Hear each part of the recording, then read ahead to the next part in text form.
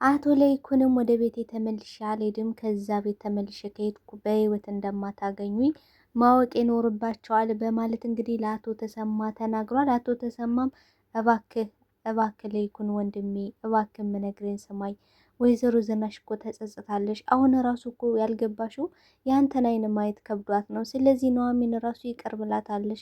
እሷ የተበደለችው ኑሐሚን ናት። እሷ የተበደለችው ይቅር ካለች አንተ ደግሞ ይቅር ማትልበት ምክንያት የለም። አንተ እኮ ደግና ርኅሩኅ አዛኝ ነህ በማለት ይመልስለታል። እሱም በፍጹም ላያት አልችልም፣ ላያት አልፈልግም፣ የዛችን ሴትዮ ስም አጥራብኝ በቃ በፈጠረ በማለት እንግዲህ ይመልስለታል። ወይዘሮ ገነትም ማስመሰሏን ቀጥላለች።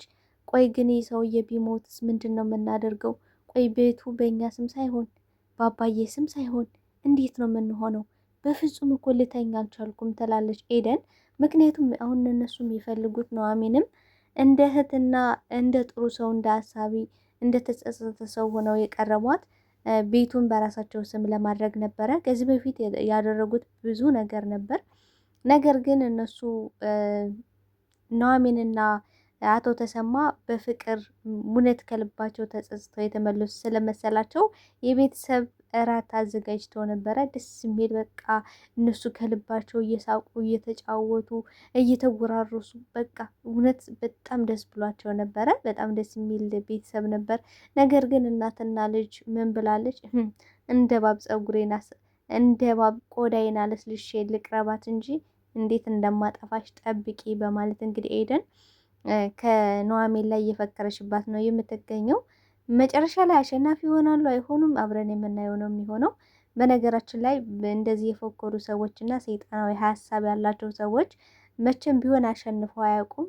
በስተ መጨረሻ የምታሸንፈው ኑሐሚን ነው የምትሆነው።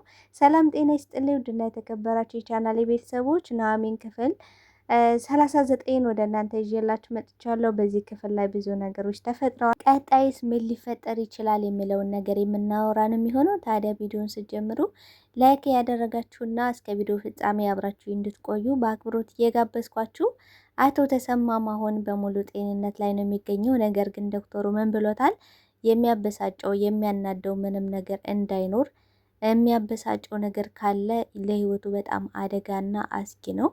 ጤንነቱ በጣም ሰንሲቲቭ ስለሆነ ከዚህ በኋላ እንክብካቤ ያስፈልገዋል። የሚያስደብረው ነገር በፍጹም መኖር የለበትም ሲል ወይዘሮ ዝናሽም ወደ ሆስፒታል አብራ ቁጭ ብላ እየጠበቀች ነበር። እንግዲህ መጀመሪያም ብሏት ነበረ ዳግም እና ናሆም ወደ ቤት ሂጂ፣ በቃ አንቺ አታስፈልጊም፣ እዚህ የሚያስፈልገውን እያንዳንዱን ነገር እኛ አለን፣ ስለዚህ አንቺ መሄድ ይኖርብሻል ሲሏት፣ በፍጹም ባሌን ትቼማ መሄድ አልፈልግም፣ ባሌ እኮ በእኔ ምክንያት ነው እንደዚህ የሆነው፣ ወይኔ ባሌ ወይኔ፣ ሙቶም ከሆነ ደግሞ ይንገሩንና ቁርጣችንን እንወቅ ስትል ናሆምም አረ በስመ አብ ወልድ፣ ምን አይነት ነገር ነው የምታስቢው? ስለምን ሞት ነው የምታስቢው? ቆይ አባቴ በአንቺ ምክንያት ምንድን ነው የሆነው? ምንድን ነው የሆነው? እስኪ የተፈጠረውን ነገሬ በማለት ሲጠይቃት እሷም አይ በፍጹም ልነግር አልችልም፣ እኔ እናት ተብዬ መጠራት የሚገባኝ ሴት አይደለውም ብላ አምናለች። እንግዲህ ስህተቷን በነገራችን ላይ ልትጸጸት ያልቻለሽው መጸጸት ያልቻለው ልቧ ከኑሐሚን ላይ ብቻ ነው። ኑሐሚን እንግዲህ ይቅር ብላታለች። ልጅ አለ ታጠፋባት ነበር። ኑሐሚን ይቅር ብላት፣ በስተመጨረሻ ግን ኑሐሚን በአንቺ ምክንያት ነው ይህ ሁሉ ነገር የተፈጠረብኝ፣ ስለዚህ አንቺ ይቅር ብትይ ግን እኔ ግን መፈጠርሽን እንድጠይ ያደርግሻለሁ፣ መቼም ቢሆን ይቅር አልልሽም በማለት እንግዲህ ስትናገር እንሰማታለን። መቼም ቢሆን እች ሴትዮ አትጸጸትም። አሁንም እንግዲህ ጉዴ ተጋለጠ ከክብሬ ወረድኩ ብላ ስለምታስብ ነው። ባለፈው ምን ብላለች? ኑሐሚንን ይቅርታ መጠየቅ አለብሽ ከጉልበቷ ስር ወድቀሽ ብሏት ነበረ ዳግም። ነገር ግን መታ እንግዲህ ኑሐሚን ይቅርታ ስትጠይቃት ምን ብላ ነበረ? ይቅርታ ከጠየቀሻት በኋላ ብሞት ዛሬውኑ ብሞት ይሻለኝ ነበረ ከዚች ጉልበቷ ስር ከምደፋ ብላ ነበረ። ዳግምም እንግዲህ አንቺ መቼ የምትጸጸች ሰው አይደለሽም፣ በፍጹም አትጸጸችም በማለት እንግዲህ ጥሏት ሄዶ ነበረ። እንግዲህ ባሌን ካላየው በፍጹም ከሆስፒታል አልሄድም ብላ ነበር። ለአቶ ተሰማ መደወል ይኖርብኛል በማለት እንግዲህ ናሆም ሊደውል ሲል በፍጹም እነዛን ሰዎች ስም አጥራብኝ፣ በቃ ተዋቸው፣ አያስፈልጉም፣ ይሄ ሁሉ ነገር የሆነው በእነሱ ምክንያት ነው ስትለው፣ ቆይ እነሱ ጋር ያለሽ ችግር ምንድን ነው? አሁን ከቤት ወጥታልሻለሽ ኑሐሚን፣ ስለዚህ አሁን ደግሞ ችግርሽ ምንድን ነው? ቆይ እነዚህ ሰዎች ጋር ያለሽ ነገር ምንድን ነው? በማለት በጥያቄ ሲያፋጥጣት፣ እሷም በቃ አይሆንም አልኩህ፣ እኔ ነኝ የማውቀው አባትህ ይህን ሁሉ ነገር ከነሱ ስለሰማ ነው በማለት የሆነ ፍንጭ ስትሰጠው እሱ ምንድን ነው ያደረገው? ቀጥታ ለአቶ ተሰማ በመደወል እና አቶ ተሰማ እንግዲህ በጣም ተጨንቀው ነበረ። ምክንያቱም መጀመሪያ ላይ ሲሄድ በጣም ተናዶና ተበሳጭቶ ስለነበረ እንግዲህ ወይዘሮ ገነት ሁሉን ነገር ለኩሳለች። ምክንያቱም የእነሱን ልብ የአቶ ተሰማና የኑሐሚንን ልብ ለማግኘት እንግዲህ ከልባቸው ውስጥ ለመግባት የተቆረቆረች መስላ ለአቶ ሌኩን ሁሉንም ነገር ነግረዋለች። ሪከርዱንም አሰምታለች። ሁሉንም ነገር ስትነግረው እንግዲህ እሱ ሄዶ ነው ራሱ ላይ ችግርና አደጋን የፈጠረው እስከዚህ እስከ ሞት አፋፍ ድረስ የደረሰው በእሷ ምክንያት ነው። ገነት ወዬ አሁን ተሳክቶላታል። ምክንያቱም የምትፈልገው የነበረ የአቶ ተሰማን ልብ ማግኘት የኑሐሚንን ልብ ማግኘት ነው። አሁን ደግሞ አሸንፋለች። ምን ብላታለች? ኤደንን አሁን ላይ በምንም ሁኔታ ኑሐሚን የሚያበሳጭ ነገር በፍጹም እንዳታደርጊ። ለምን ቢባል ቤቱ አሁን እነሱ ዋና ትልቁ ታርጌታቸው ቤቱን እንዴት አድርገን በስማችን አድርገን ጎዳና ላይ እናወጣቸዋለን ብለው ነው የሚያስቡት። ነገር ግን አቶ ተሰማ ምን ብሎ ነበር? እንዴት ኤደን እንድትመጣ ትፈቅጃለሽ? ተይ ልጄ ብሏት ነበር። እሷ ግን ምን ብላለች? ኖ በጭራሽ መሆን የለበትም አሁን እኮ ተጸጽተዋል ብላለች። ምክንያቱም እንደዛ ልትለይ የቻለሽባት ምክንያት ምንድን ነው ብለን ስናስብ ወይዘሮ ገነት ብሩን እንኪ ያለች፣ ነገር ግን አልቀበልም አልኳት፣ ምክንያቱም የልጅ ይበልጥብኛል ብላ ነበረ። ነገር ግን ምን ሆናለች? ገንዘቡን ግን ተቀብላለች ማለት ነው። ስለዚህ ኑሐሚን በጣም እየተሸወደች ነው የምትገኘው። ግን እነዚህ ሰዎች እስከ መጨረሻ እንደዚህ ሸውደውና አጭበርብረው አሸናፊ መሆን አይችሉም። የሆነ ቀን ላይ በእርግጠኝነት ይጋለጣሉ። መጋለጣቸው አይቀርም። ወይዘሮ ዝናሽም እንደዚህ ነበረች። በራሷ ስትመካ ብዙ ነገር በቃ እኔ የበላይ ልጅ ነኝ ምናምን እያለች ብዙ ነገር ስትጎራራ ነበረ። ነገር ግን በስተመጨረሻ ወርዳ ተፈጥብጣለች። አሁን በልጇ ዘንድ ራሱ ክብሯን አታለች። በቃ እንዳንቺ አይነት እናት ሊኖረኝ አይገባም፣ በጣም ማፈሪያ ነች ብለዋታል ናሆም። እና እሷን በዚህ ምክንያት እንግዲህ እያለቀሰች ነው የምትገኘው። አቶ ተሰማም ከዛ ማለትም አቶ ለይኩን እዛ ቤት ከሄድኩኝ መሞቴ ነው፣ ስለዚህ መሄድ የለብኝም ብሏል። ከዛ ቤት ተመልሶ አይሄድም። ዶክተሮቹ ደግሞ ምን ብለውታል? በጭራሽ የሚያበሳጨው የሚያናደው ነገር መኖር የለበትም ሲል ወይዘሮ ዝናሽ በቃ እኔ አልገባም ብላለች። እንግዲህ ሆስፒታል ኑሐሚንና አቶ ተሰማ ሂደው ነበረ። ሲሄዱም መጠየቅ እንፈልጋለን ሲሉ ዶክተሩ ግቡና አንዳንድ እየሆናችሁ መጠየቅ ትችላላችሁ፣ ግን እንደዚህ አይነት ነገሮች የሚያበሳጨው ነገር አያስፈልግም ሲል ጥፋቷን ስላመነች አልገባም ብላለች ማለት ነው። እንግዲህ ናሆም የሰማበት ምክንያት ገብተው እያወሩ እያለ አቶ ተሰማ ናሆምና ኑሐሚንን ከክላስ ያስወጣቸውና የማወራው ነገር አለ ወንድሜ ላወራው ነው፣ ስለዚህ እናንተ ውጡልኝ በማለት ናሆም እንግዲህ በር ላይ ተለጥፎ እየሰማ ነበረ። አቶ ተሰማም እባክህ ወይዘሮ ዝናሽን ይቀርበላት፣ ኑሐሚን ራሱ ይቀርብላት የለም እንዴ?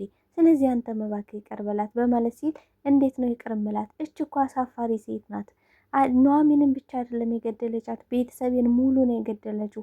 ስለዚህ ከዚች ሴት ጋር ደግሞ አብሬ እንድኖር እየፈረድክብኝ አይደለም መቼም ከዛ ቤትም ተመልሼ አልሄድም ብሏል ማለት ነው። ስለዚህ ሊሆን የሚችለው ነገር ምንድን ነው ብለን ካሰብን አቶ ተሰማ ማለትም አቶ ለይኩን ለጊዜው የሚሄደው ወደነ አቶ ተሰማ ቤት ነው ማለት ነው። ስለዚህ የወይዘሮ ገነት መጨረሻ እየቀረበ ይመስላል። ምክንያቱም እነሱ ዋና ታርጌትና ትኩረታቸው ቤቱ ነው። እንደዚህ ሆኖ እንኳን ታሞ ምንድን ነው የምትለው ኤደን? ስለ ቤቱ አውሪው በቃ እነዚህ ሀብታም የሚባሉ ሰዎች እኮ የሆነ ጊዜ ነው ስንዝር ፍንሽ ብለው የሚሄዱት። ስለዚህ መፍጠን አለብን፣ ጊዜ የለንም እያለች እናቷን ትጨቀጭቃታለች። እናቷም ተይ እባክሽ ልጄ ተረጋጊ፣ አሁን ተሰማን ከቤቱ አስገባኝ፣ ከቤቱ በእኔ ስም ይሁን ምናምን ብለው ደግሞ አሁን ለገንዘብ ነው የመጡት፣ ለገንዘብ ነው የቀረቡኝ ብሎ ከቤቱ ሊያስወጣን ይችላል። ጎዳና ላይ መውጣታችን አይቀርም። ስለዚህ ተረጋጊ እያለች ብታረጋጋትም ግን ደግሞ እሷ ልትረጋጋ አልቻለችም። የጅብ ችኩል ቀንድ ይነክሳል እንደሚባለው መጨረሻቸው ናፍቆኛል። ኤቢም ከኤርሚ ጋር በመሆን እንግዲህ መጠጧን እየጠጣች ነው በዛ ሰዓት የምትገኘው። ስለ አባቷ ግን ምንም አታውቅም ነበረ።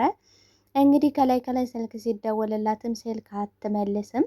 ጥንብዝ ብላ ሰክራለች እሷም። ስለዚህ ስለሰከረችም ኤርሚ በቃ ከዚህ መውጣት ይኖርብናል፣ ደግሞ ከኤርሚ ጋር ነበርኩ ብለሽ እንዳታወሪ በማለት ሲነግራት እሷም እንዲህ ወገኛ አግኝተ ሆነ ደግሞ ከኔ ጋር ከእሷ ጋር መባል ምናምን እያለች እንግዲህ ጥንብዝ ብላ ሰክራ ዳግም አግኝቷታል።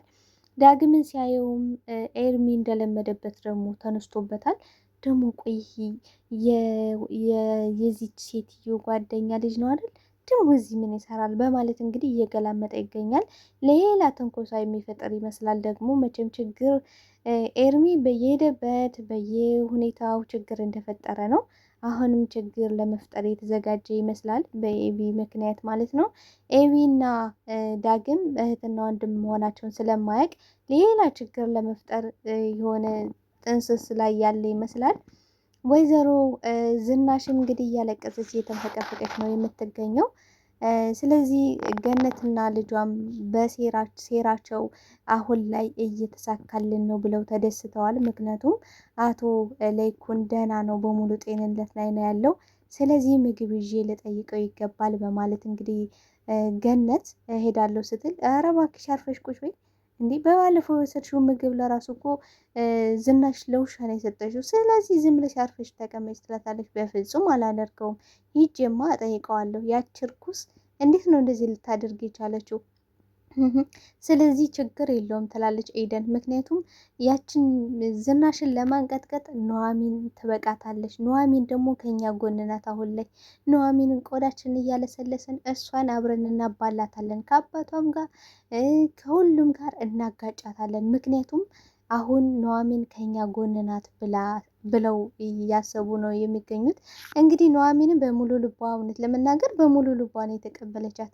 ምን ብላለች? ሆስፒታል እንሂድ አባዬ ማለት አቶ ለይኩን ሆስፒታል መሄድ አለብን ሲል አይ አባዬ በዚህ ሰዓትማ በፍጹም አይሆንም፣ እንዴት እንሄዳለን ስትል እንግዲህ ገነትም ልጄን ይዘህማ በዚህ ሰዓት አትሄድም፣ ለምን ሲባል ነገ ጧት ትሄዳላችሁ በማለት ስትል እማዬ እውነቷን ነው፣ ኑሐሚንን ቢይዘህ በዚህ ሰዓት እንድትሄድ አንፈልግም ብለዋል ማለት ነው። ስለዚህ በስተ መጨረሻም ቢሆን ከኔ ጎን ስለቆምሽ አመሰግናለሁ ብላለች ኑሐሚን ማለት ነው። ስለዚህ ኑሐሚን እየተበላች ይመስላል። ነገር ግን አቶ ለይኩን ወደዛ ቤት ከሄደ በእርግጠኝነት ነፃ ሆነው ከዛ ቤት ይወጣሉ የሚል ተስፋ አለኝ። በእርግጠኝነት አቶ ለይኩን ወደ እናቶ ተሰማ ቤት ይሄዳል። ምክንያቱም ሌላ ቦታ ከሆነ የሚንከባከበው ሰው የለም፣ ሰው የለውም። ስለዚህ ከዛ ከሆነ ግን ኑሐሚንን በጣም ስለሚወዳት ኑሐሚንም እንክብካቤ ጎበዝ ስለሆነች እዛ ተንከባከበዋለች ማለት ነው። ስለዚህ ወደዛ ይሄዳል። እሱ እዛ ሄደ ማለት ደግሞ ቤቱ ቀጥታ ሊያደርገው የሚችለው በአቶ ተሰማ ስም ነው። ምክንያቱም ከዚህ በፊት ብዙ ነገሮች ስላሉ በጣም አስተዋይ ነው። ገነትና ኤደንም እንግዲህ አንጨብጭበው በስተ መጨረሻ ባዶ እጃቸውን ነው የሚቀሩ ብዬ አስባለሁ። ቀጣይ ምን ሊፈጠር ይችላል የሚለውን ነገር እስኪ ቤተሰቦች ገምቱ። ሀሳብ አስተያየታችሁን በኮሜንት አስቀምጡልኝ። አብራችሁኝ ስለነበረን ቆይታ እጅግ አድርጌ ነው ማመሰግነው። የኔ ተወዳጆች ስለምታበረታቱ ሁላችሁንም አመሰግናለሁ። ታዲያ ቪዲዮን ሼር፣ ላይክ አድርጋችሁ እንድታበረታቱኝ በአክብሮት እየጠየኳችሁ በሌላ በአዲስ ርዕስ እስከምንገናኝ ድረስ መልካም ቆይታ ባይ ቤተሰብ።